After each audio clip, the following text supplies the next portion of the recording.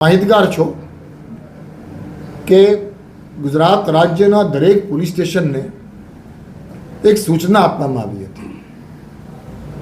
કે 100 કલાકની અંદર તમારા પોલીસ સ્ટેશનની હદ વિસ્તારમાં જેટલા અસામાજિક તત્વો હોય અને એ અસામાજિક તત્વોની કેટેગરીઝ પણ નક્કી કરવામાં આવી હતી. શરીર સંબંધી ગુનાઓ વારંવાર કરતા હોય, મિલકત સંબંધી ગુનાઓ વારંવાર કરતા હોય, લોકોને ધાક ધમકી આપતા હોય, રંજાડતા હોય, માઇનિંગ માફિયામાં સંકળાયેલા હોય, એવા અલગ અલગ પ્રકારના કેટેગરીઝના અસામાજિક તત્વો લોકોને ધાક ધમકી આપતા હોય, એ તમામ લોકોની યાદી, અપ ટુ ડેટ યાદી તો હોય જ પોલીસ સ્ટેશનમાં, પણ આ પોલીસ સ્ટેશનની યાદીઓને અપડેટ કરવા એ ખૂબ જરૂરી છે. હાલ જે અસામાજિક તત્વો છે એ તમામની કાળજીપૂર્વક દરેક પોલીસ સ્ટેશનને યાદી તૈયાર કરવા સૂચના આપવામાં આવી હતી અને આ 100 કલાકની ટાર્ગેટ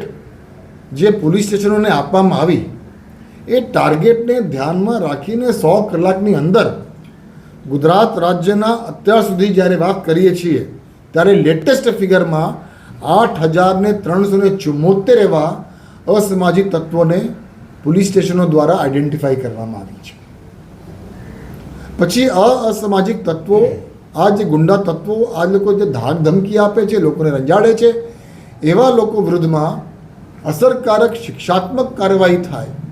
તેના માટે એક હોલ ઓફ ગવર્મેન્ટ એપ્રોચથી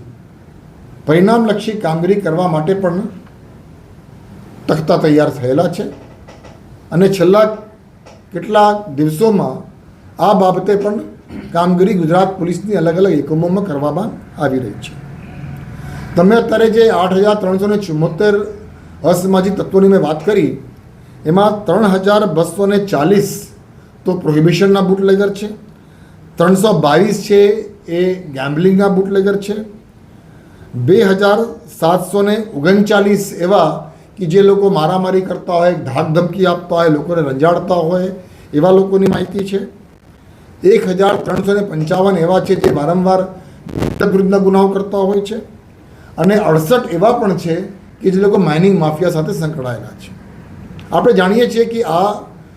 પ્રકારના અસામાજિક તત્વો વિરુદ્ધ ગુજરાત પોલીસ તરફથી શિક્ષાત્મક કાર્યવાહી કરવામાં આવે તે ખૂબ જરૂરી છે અને એના માટે ગુજરાત સરકારની અલગ અલગ સંસ્થાઓ સાથે, અલગ અલગ ઓર્ગેનાઇઝેશન સાથે પણ સંકલન ખૂબ જરૂરી છે.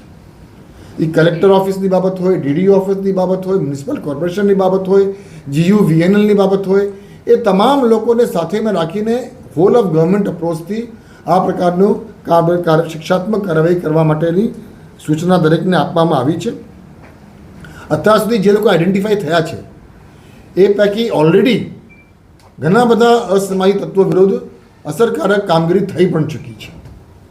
આપ જાણો છો કે અમદાવાદમાં, સુરતમાં, મોરબીમાં, ગાંધીધામમાં, રાજકોટમાં ઘણી જગ્યાએ પેલા જે ઇલીગલ કન્સ્ટ્રક્શન કોઈએ કર્યું હોય, આ અસામાજિક તત્વો કોઈ પણ ગેરકાયદેસર બાંધકામ કર્યા હોય અથવા સરકારી જમીન પડાવીને એના ઉપર કંઈ ગેરકાયદેસર બાંધકામ કર્યું હોય તે એ લોકોની ડિમોલિશનની કામગીરી ઓલરેડી ચાલુ થઈ ગઈ છે. હું ખૂબ સ્પષ્ટપણે માનું છું કે ગુજરાત રાજ્ય એક શાંતિપ્રિય રાજ્ય છે. ગુજરાત રાજ્યના લોકો ખૂબ શાંતિપ્રિય છે. એટલે આ શાંતિપ્રિય લોકોની સલામતી અને સુરક્ષા ને આવા 3,000, 8,000, 9,000 જેવા અસામાજિક તત્વો